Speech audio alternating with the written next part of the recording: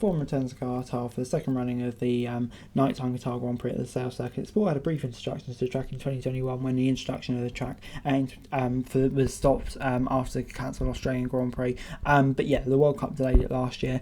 And yeah, resurfacing means tarmac is an unknown quantity and that the drivers much evolved cars since F1's last Qatari trip. Furthermore, 2023 competitors will need to learn a lot with little practice time. Another sprint Saturday is here.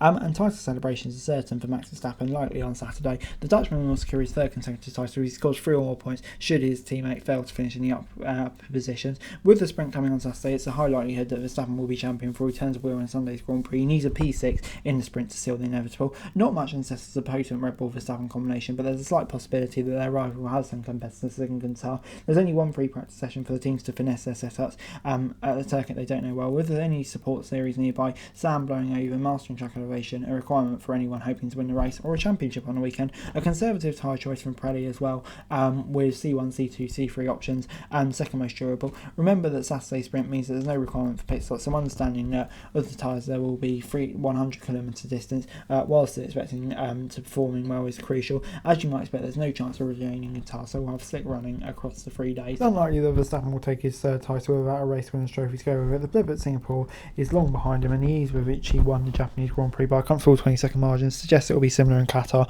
Despite the obvious geographical differences, Suzuka and Leclerc share some circuit characteristics that, like the varied mixture of corner tyres, the Red Bulls excelled on. McLaren is a team on the ascendancy though, and Lando Norris looks the most likely driver to challenge Verstappen for victory. He and rookie teammate Piastri featured on a Japanese podium, with Piastri taking his first front row start and first F1 podium for Suzuka. The young potent driver pairing has redeveloped the underneath the term that can keep them inching closer to Red Bull. Fernando Alonso returned to the podium in Qatar in 2021, ending a 7-year silverware drought, and will look to return in similar ways. Lewis Hamilton, George Russell, Carlos Sainz, Charles Leclerc will also be in the fight, but Red Bull will be favourites.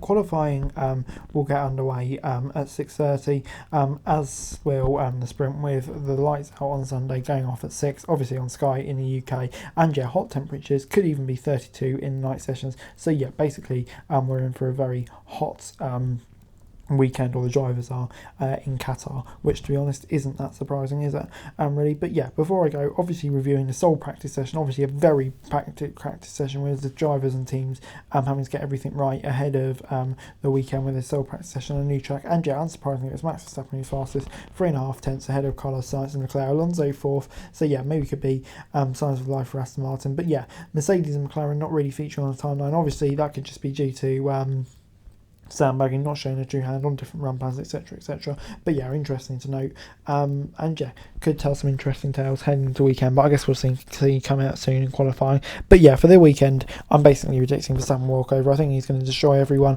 Winner of qualifying, sprint qualifying, winner of everything basically. I'm going to say Norris will be second, Perez will join him on the podium in third.